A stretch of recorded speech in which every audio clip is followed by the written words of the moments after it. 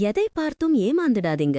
விஜய்க்கு செக் வைத்தாரா சத்யராஜ்? சென்னையில் தமிழ்நாடு அரசு சார்பில் வெல்லும் தமிழ் பெண்கள் என்ற பெயரில் மகளிர் உரிமை தொகையின் 2ஆம் கட்ட விரிவாக்க நிகழ்ச்சி மிகச்சிறப்பாக நடைபெற்றது. அரசு துறை உயரதிகாரிகள், அமைச்சர்கள் மற்றும் பல்வேறு துறைகளில் சாதித்த சாமானிய பெண்கள் இந்த விழாவில் கலந்து கொண்டனர். மேடையில் பல பெண்கள் தங்கள் கடந்தகால கடினமான பாதையையும் வறுமையையும் பகிர்ந்து கொண்டது காண்போரை நெகிழச் செய்தது.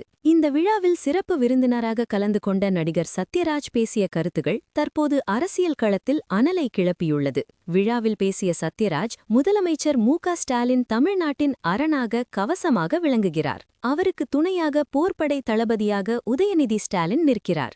நான் உருவத்தில் வேண்டுமானால் உயரமாக தெரியலாம், ஆனால் வசதியான குடும்ப பின்னணியிலிருந்து வந்தவன் நான். வறுமையின் பிடியிலிருந்து மீண்டு வந்துள்ள உங்கள் சாதனை உயரத்திற்கு முன்னால் நான் மிகச் சிறியவன் என்று நெகிழ்ச்சியுடன் குறிப்பிட்டார். தொடர்ந்து பேசிய அவர், இந்த கண்கொள்ளா காட்சியை காண பெரியார், அண்ணா, கலைஞர் இல்லையே என்பது வருத்தமளிக்கிறது. உங்களின் இந்த வளர்ச்சி 100 ஆண்டுகளுக்கு முன்பு நீதி கட்சியில் ஆரம்பித்து முத்துலட்சுமி ரெட்டி மற்றும் மூவலூர் ராமாமிர்தம் ஆகியோரால் முன்னெடுக்கப்பட்ட திராவிட சித்தாந்தத்தின் நீட்சிதான். அந்த வேர்களை நீங்கள் புரிந்து கொள்ள வேண்டும் என்று வலியுறுத்தினார். மிக முக்கியமாக, எடை பார்த்தும் ஏமாந்து விடாதீர்கள், சாதனைகளின் பக்கம் மட்டும் நில்லுங்கள். திராவிட மாடல் அரசுக்கு துணை நிற்க வேண்டும் என்று சத்யராஜ் பேசியது மறைமுகமாக தவேகா தலைவர் விஜயின் அரசியல் வருகையை குறிவைப்பனாக பார்க்கப்படுகிறது.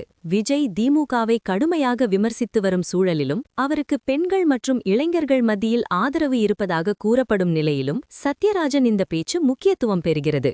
ஏற்கனவே சத்யராஜன் மகள் தவேகாவை விமர்சித்து வரும் நிலையில் சத்யராஜன் இந்த கருத்துகள் திமுகவிற்கு ஆதரவான பிரச்சாரமாகவே பார்க்கப்படுகிறது.